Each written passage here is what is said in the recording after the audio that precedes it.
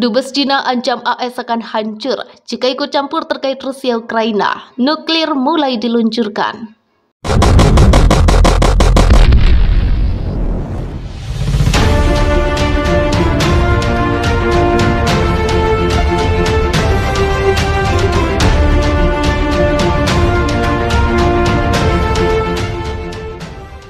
Duta Besar Cina untuk Rusia Zhang Hanhui mengancam Amerika Serikat jika terus ikut campur.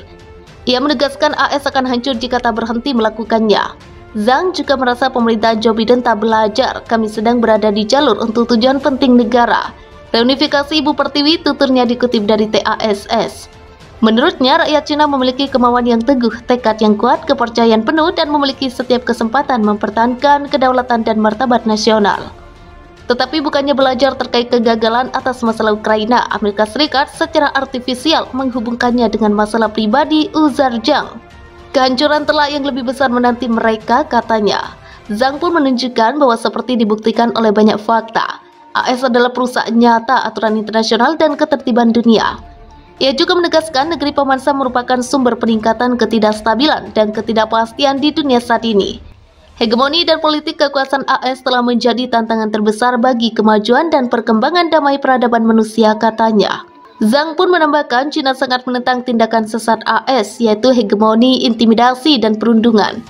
Kami berharap AS akan memahami bahwa mentalitas perang dingin dan sanksi sepihak tak akan membawa kita kemana-mana. Perang tidak langsung dan campur tangan pada urusan dalam negara lain tak memiliki perspektif, ujarnya.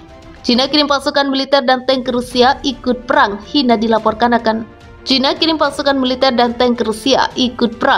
dilaporkan akan mengirimkan pasukan militer dan armada tempur lapis baja ke Rusia. Namun pengiriman ini tidak digunakan untuk memperkuat Rusia dalam serangannya ke Ukraina, melainkan untuk mengikuti perlombaan militer internasional. Mengutip Yahoo News Australia, media nasional Cina CCTV mengatakan kontingen yang akan ikut dari Tentara Pembebasan Rakyat Cina termasuk personil, tank militer dan kendaraan tempur lainnya. Mereka meninggalkan Manzhouli, Mongolia dalam baru-baru ini dengan kereta menuju Zabaikals di timur jauh Rusia menjelang kompetisi bulan depan, ujar media. Selain Cina, sekitar hampir 40 perwakilan negara lainnya juga mengikuti kompetisi yang diadakan sejak 2015 ini. Beberapa negara yang diketahui juga mengikuti ajang ini adalah Rusia, Iran, India, Kazakhstan, Uzbekistan, dan Armenia. Dijuluki Olimpiade Perang, acara ini diselenggarakan oleh Kementerian Pertahanan Rusia dan dirancang untuk mempertajam keterampilan tempur. Bahkan nantinya akan ada pawai militer sepanjang 50 km melalui salju. Sementara itu, perlombaan ini sendiri diadakan tatkala Rusia masih terus menggempur Ukraina. Hal ini juga yang menyebabkan adanya isolasi internasional terhadap negeri beruang putih itu, utamanya dari negara-negara barat yang menerapkan sanksi ekonomi dan keuangan. Cina sendiri belum pernah secara jelas mendukung aksi Moskow. Beijing diketahui juga bersikap abstain dalam resolusi PBB yang mengutuk aksi negara yang juga tetangganya itu. Meski begitu, saat ini Cina terus menyuarakan penentangannya terhadap sanksi ekonomi yang diterapkan negara barat atas Rusia. Negara yang saat ini dipimpin Presiden Xi Jinping itu menyebut sanksi barat hanya akan menambah minyak dalam bara api. Selain itu, Cina juga menyebut sanksi sepihak barat ini merupakan sebuah bentuk manifesto mental perang dingin yang seharusnya ditinggalkan. Bila terus dibiarkan, ini akan memperkuat konfrontasi dan juga perluasan hegemoni baru. Cina mengirimkan pasukannya ke Rusia, namun ini bukan untuk membantu peperangan yang tengah dilakukan pemerintah Presiden Vladimir Putin di Ukraina. Hal ini terkait latihan militer bersama Vostok itu akan digelar 30 Agustus hingga 5 September. Pasukan Cina akan melakukan perjalanan ke Rusia untuk mengambil bagian dalam latihan militer bersama.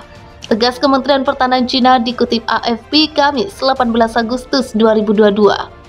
Tujuannya adalah untuk memperdalam kerjasama yang praktis dan bersahabat dengan tentara negara-negara yang berpartisipasi, meningkatkan tingkat kolaborasi strategis di antara para pihak yang berpartisipasi, dan memperkuat kemampuan untuk menanggapi berbagai ancaman keamanan. Bukan hanya Cina yang ikut andil, negara lain seperti India, Belarus, Mongolia, dan Tajikistan juga bergabung. Partisipasinya dalam latihan bersama itu tidak terkait dengan situasi internasional dan regional saat ini, tulis AFP lagi mengutip Beijing. Ini adalah latihan militer gabungan kedua yang dilakukan oleh pasukan Cina dan Rusia tahun ini. Sementara itu, Amerika Serikat punya jawaban tersendiri atas latihan ini. Hal itu diungkapkan juru bicara Departemen Luar Negeri Ned Price. Sebagian besar negara peserta juga secara rutin berpartisipasi dalam beragam latihan militer dan pertukaran dengan Amerika Serikat juga, katanya dalam konferensi pers. Republik Rakyat Cina dan Federasi Rusia sedang menggelar latihan militer besar-besaran dalam Vostok 2022. Latihan dimulai pada 1 September 2022 dan berlokasi di Eastern Military District di Rusia. Berdasarkan laporan media pemerintah Cina Global Times Senin 5 September 2022, pemerintah Cina mengirim 2.000 pasukan di latihan Vostok 2022. Prajurit Cina utamanya berasal dari Komando Titer Utara dari Tentara Pembebasan Rakyat atau People Liberation Army Northern Theater Command. China Central Television atau CCTV menyebut pihak Tiongkok membawa lebih dari 300 kendaraan berbagai tipe, 21 fixed wing aircraft dan 3 kapal perang. Selain itu, Angkatan Darat, Udara, dan Laut Cina ikut terlibat dalam latihan ini. Dan ini adalah pertama kalinya 3 angkatan itu dikirim bersama untuk latihan dengan Rusia. Sejumlah kendaraan perang yang terlihat tampil adalah tipe 99 Main Battle Tanks, helikopter pengintai dan serangan Z-19 milik Angkatan Darat. Kemudian kapal penghancur tipe 055 Nanchang milik Angkatan Laut dan jet tempur J-10C milik Angkatan Udara. Latihan ini akan digelar dalam 4 tahap pengumpulan dan pengiriman pasukan, rencana kampanye gabungan, implementasi rencana, dan penarikan mundur pasukan. Kapal suplai komprehensif Dongpinghu tipe 903A juga terlihat menyeberangi Selat Tsushima dari Laut Cina Selatan menuju Laut Jepang pada beberapa hari sebelum latihan dimulai. Diketahui pula bahwa AL Cina dan Rusia akan menggelar latihan anti kapal, anti udara, dan anti kapal selam di Laut Jepang. Pihak Kementerian Rusia menyebut latihan itu juga untuk melindungi aktivitas ekonomi maritim dan mendukung pasukan darat.